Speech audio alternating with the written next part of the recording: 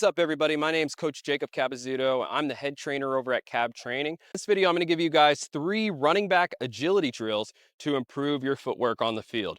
Okay, when it comes to agility, most people don't know the definition of agility. Agility to me means reaction-based movement on the field. So when you're a running back, you have to react to a whole bunch of things. Which gap opens up, what defenders are where, and what openings do you have? Right, so this video is going to talk about both the physical aspects of agility, how to improve the physical aspects of agility, and the mental reaction part of agility. So the first drill that we got today is diagonal bounce. Okay, this is really working on the physical aspect of agility. All right, being able to express agility physically is so important. You may have the reaction time, but if you don't have the physical tools to do it, it's going to be very hard to improve as a running back.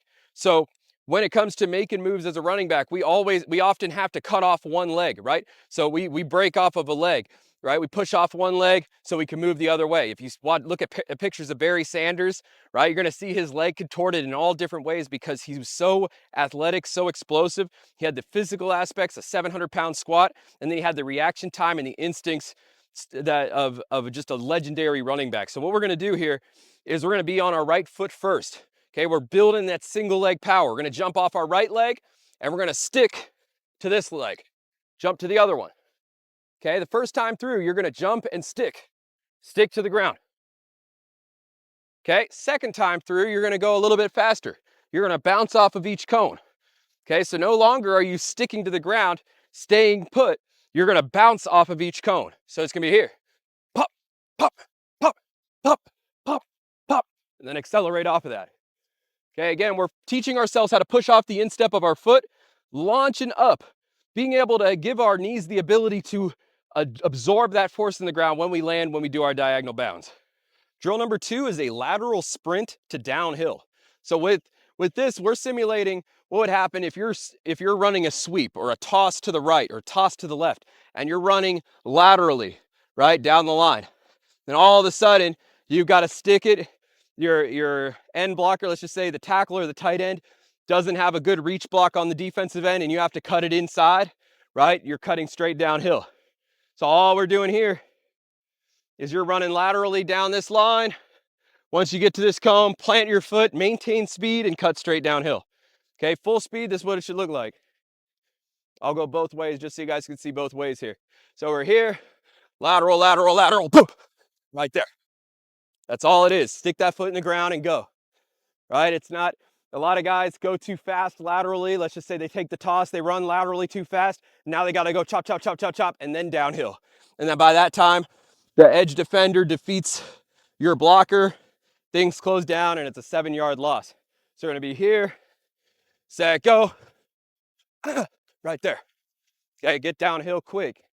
All right, so you do that drill a couple times each side. And then you move on to our final drill, which is gap reaction. All you're going to do is you're going to set up 10 cones just like this. You're going to set up a basically fake offensive line. You got your center, you got your 2 guards, and you got your 2 tackles. You're going to line up 7 yards behind the center. Okay, this creates 2, 4, 6 gaps for you. 3 to this side, 3 to this side. This drill works the best if you have a coach, a teammate, or a parent to help point you at the different gaps. But all you're going to do 7 yards back from your center here is most youth teams number their gaps like this: 2, 4, 6, 1, 3, 5. If you've ever been on a youth team that does that, or you're a coach that does that, you guys know exactly what I'm talking about. 2, 4, 6, 1, 3, 5. All you're going to do is you're going to yell out 2. Right? You take the ball, run through the 2. As you're running through the 2 gap, maybe you yell 4, and then you cut through the 4 gap on this second row of offensive linemen. Right? And we're all, at the whole time, you're holding that ball high and tight, simulating a handoff. So I'm going to run through this, and I'm going to yell out the numbers that I go through so you guys can see the idea of this drill. Set, go. 1, 3, boom. Right through the drill, right through the correct gaps that are yelled out to you.